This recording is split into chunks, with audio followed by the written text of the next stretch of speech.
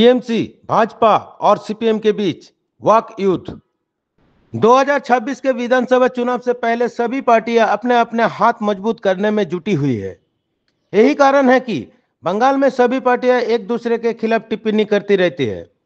दुर्गापुर के सागरभांगा में वाम मोर्चा सरकार के स्थापना दिवस समारोह में राज्य कमेटी के सदस्य शतरूप घोष ने टीएमसी पर टिप्पणी की, जिसके जवाब में राज्य के पंचायत, ग्रामीण विकास और सहकारिता मंत्री प्रदीप मजूमदार ने सीपीएम का मजाक उड़ाया। इस मुद्दे पर भाजपा विधायक लखन घुरई ने दोनों पार्टियों पर कटाक्ष करते हुए कहा कि सीपीएम और तृणमूल भाई भाई है। टोनी आलम, एएनएम न्यूज। একটা লোক ছিল সিপিএম করতো, ধর্ষণের অভিযোগে পার্টি থেকে তাড়ানো হয়েছিল। সে এখন তৃণমূলের নেতা হয়ে সে কলকাতা থেকে এসে এখানে বলে দিয়ে যায় তৃণমূলের কাকে পয়সা দিতে হবে, কাকে পয়সা দেওয়া যাবে না।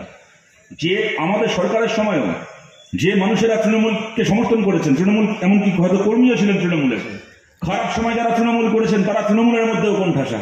সেই সমস্ত মানুষের কাছেও আমরা বলছি, যদি আপনারা মনে করেন আমাদের রাজ্যে আজকে যা হচ্ছে, আমাদের দেশে আজকে যা হচ্ছে ঠিক হচ্ছে না, তার পাল্টা আমাদের কথাগুলো সত্যি, আমাদের কথাগুলো ন্যায্য, তাহলে আপনাদেরকেও আমরা আমাদের পাশে চাই।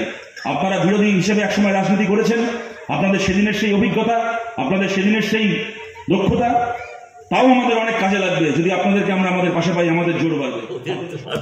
খোলা আছে বলেই তো শূন্যে নেমে গেছে, দুয়ার খোলা ছাড়া উপায় কি? ওদের সংগঠনে এখন যারা সংগঠক ছিলেন ওনাদের, তাদের ধরে রাখতে পারছেন না, তারা বিভিন্ন জায়গায় কড়া নাড়ছেন।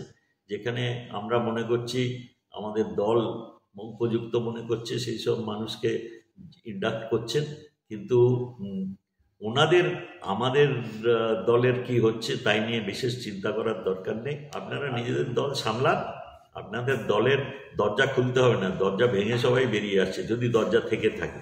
আর বারংবার শূন্যয় নেবেও তো আপনাদের সম্মতি ফিরছে না, সেই জন্য সেই দিকে লক্ষ্য দিন।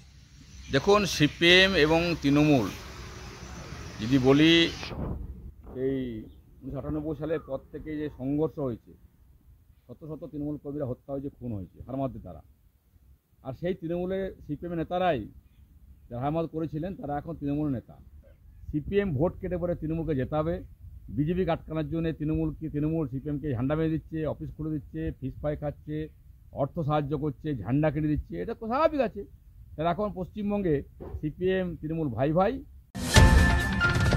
और खबरों के लिए सब्सक्राइब कीजिए एएनएम न्यूज़, बेल आइकन दबाकर रहिए सबसे आगे।